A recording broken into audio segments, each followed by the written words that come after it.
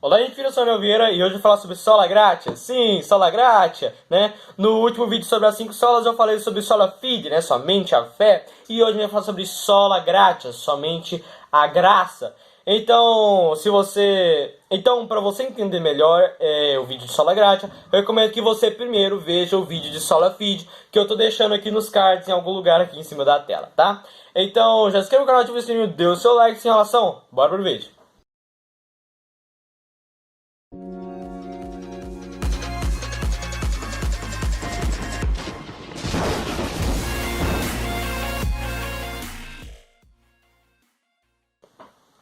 O que é graça? Graça é favor imerecido, sim, algo que Deus te dá, mesmo você não merecendo. É a graça de Deus, algo gratuito. Graça está totalmente ligado com misericórdia. Sim, misericórdia. Uma vez um pastor falou para mim que o significado de misericórdia, né, que era uma corda estendida para te tirar da miséria, né? Então, é isso é a graça. É alguém que estende uma corda para te tirar da miséria, mesmo você não merecendo sair da miséria.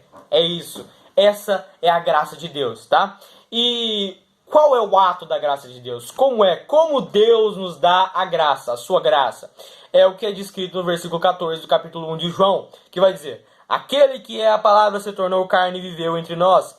Vimos a sua glória, glória como do unigênito vindo do Pai, cheio de graça e de verdade. Ou seja, o ato de Jesus, o ato da palavra se tornar carne, ou seja, do verbo tornar-se carne, do verbo se fazer carne e morrer por nós, é o ato da graça. Deus enviou o seu Filho unigênito.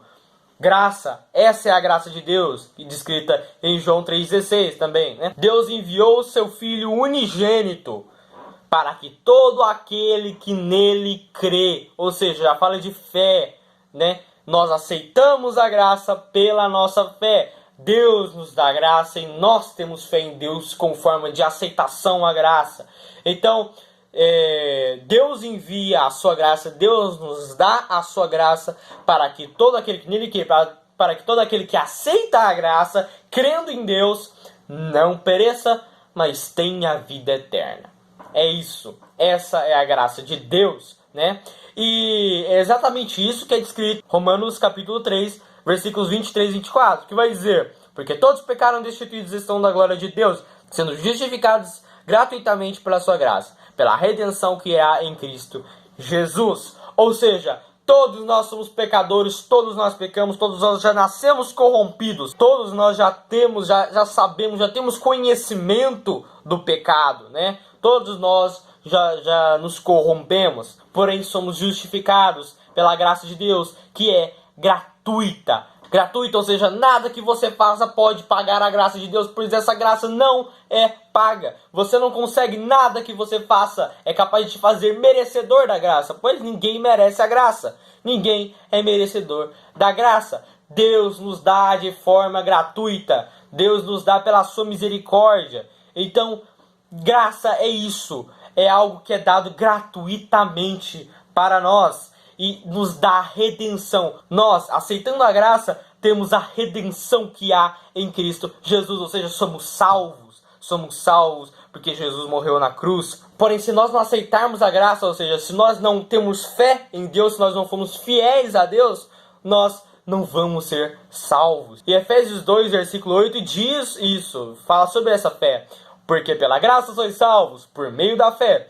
E isso não vem de vós, é dom de Deus. Ou seja, mais uma vez reforçando que nós somos pecadores, nós não merecemos a graça. É Deus que nos dá a graça, é Deus que pela sua misericórdia nos dá a graça, mesmo nós não sermos merecedores. E mesmo você não podendo pagar a graça. Mas pela graça sois salvos, por meio da fé. Sim, a fé, a aceitação da graça. A fé é a aceitação da graça que Deus nos concede.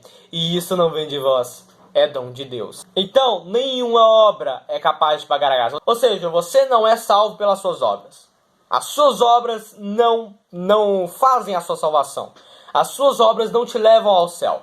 Nada que você possa fazer pode te levar ao céu. As obras não podem te levar à salvação, porém a graça pode. É a graça de Deus e é você sendo fiel a Deus, aceitando essa graça. Isso te leva à salvação e não obras. Não é você pensando, ah não, eu vou ajudar aquela pessoa porque assim eu vou adquirir minha salvação. Não é isso. As suas obras não te levam à salvação. A graça de Deus, você não é merecedor, tá? A graça de Deus que te leva à salvação. E as boas obras são a consequência de uma vida com Deus. Romanos capítulo 11, versículo 6. Mas se é por graça, já não é pelas obras. De outra maneira, a graça já não é mais graça. Reforçando exatamente o que eu acabei de dizer. Graça. Somente pela graça é possível alcançar salvação. É pela graça e a aceitação da graça, que é sendo fiel a Deus, como eu disse no último vídeo, né? A fé é a fidelidade. Então, é você aceitando a graça de Deus que você pode ser salvo. E não por obras. Você não tem que pagar uma indulgência para chegar para o céu. Você não tem que se circuncidar para chegar ao céu. Não! É a graça de Deus. E nenhuma obra é capaz de te levar à salvação.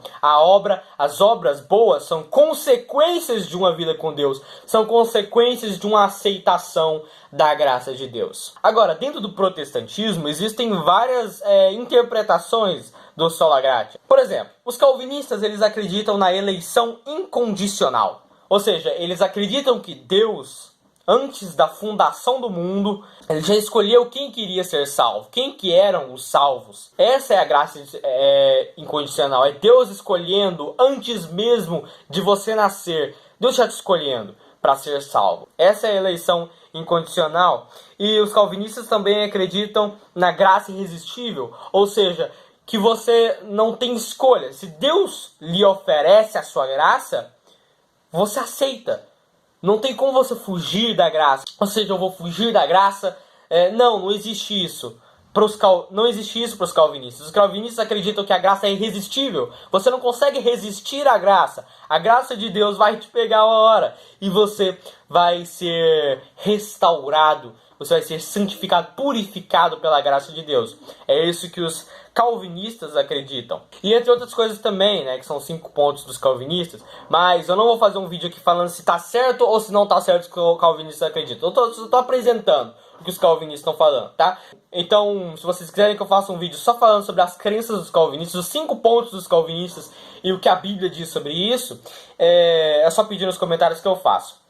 Os luteranos, né, que são outra ala do protestantismo, eles acreditam nas mesmas coisas que os calvinistas, porém eles acreditam na gratia universalis, ou seja, que existe a graça, a eleição incondicional, que Deus escolhe quem serão salvos antes desses salvos nascerem, que a graça é irresistível, né, que ninguém consegue resistir à graça de Deus, mas os luteranos também acreditam na gratia universalis, ou seja, que Deus deseja salvar a todos. E também temos os arminianos. Os arminianos, eles acreditam que a graça de Deus é concedida aos homens e cabe ao homem aceitar ou não a graça. Ou seja, eles não acreditam na graça irresistível, né? Enquanto os calvinistas e luteranos acreditam na graça irresistível, né? Que o ser humano é incapaz de resistir à graça de Deus.